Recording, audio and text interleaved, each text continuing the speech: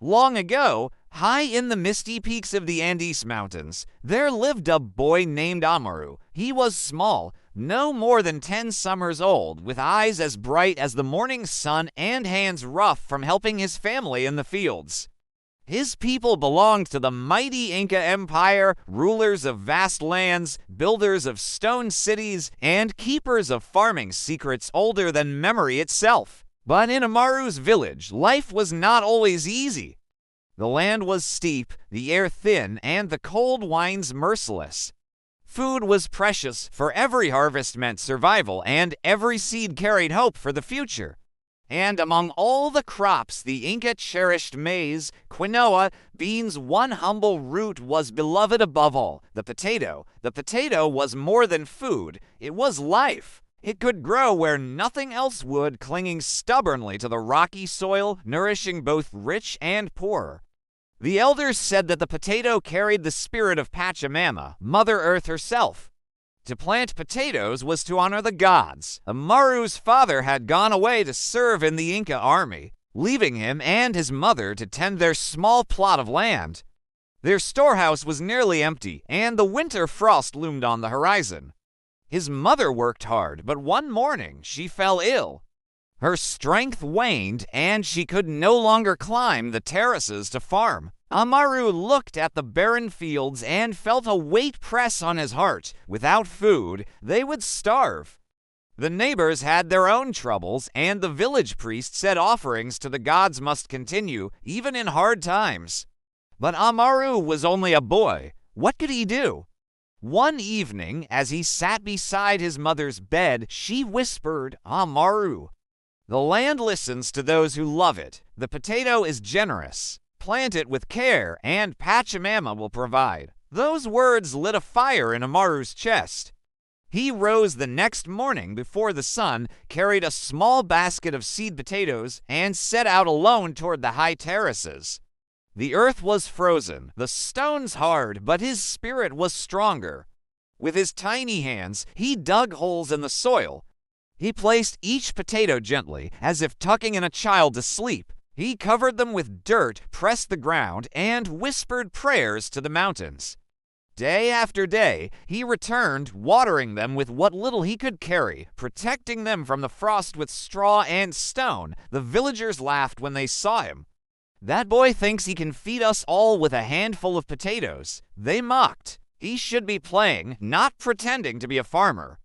But Amaru paid no mind. He worked with the patience of the earth itself. Weeks passed, then months. His back ached, his fingers bled, and still he tended his field. His mother grew weaker, and still he did not give up.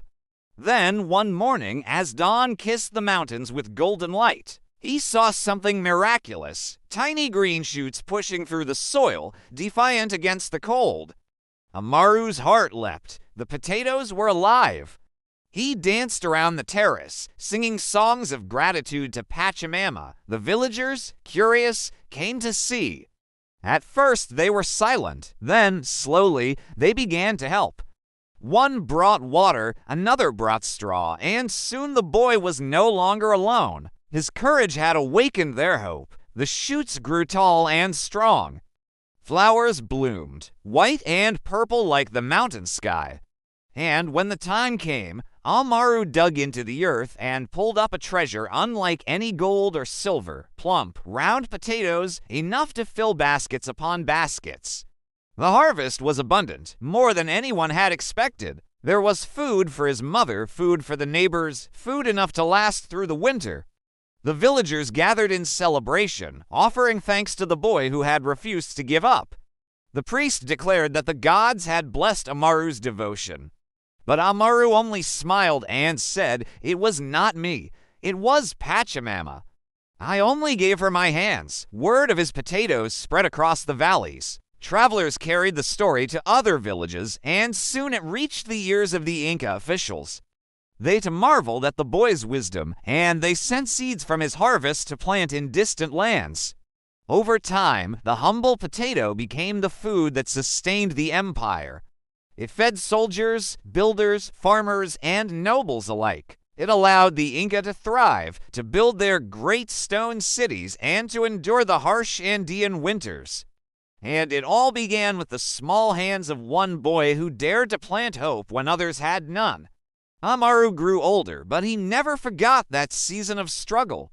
He taught his children and grandchildren the sacred duty of farming, reminding them that the earth responds to love and patience. His people remembered too, and they passed down the story of the boy who planted potatoes, a story of resilience and faith.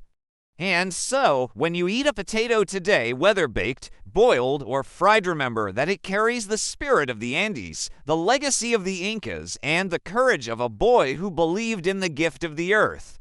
Music swells, flutes, drums, distant chanting. The potato is no ordinary root. It is the food of survival, the food of endurance, the food of the people. And thanks to Amaru, the boy who planted potatoes, its story continues to nourish the world. Soft fade out of music, closing voice. Thank you for listening to this story from the ancient Andes. If this tale inspired you, don't forget to like, share, and subscribe for more timeless stories from history, legend, and culture.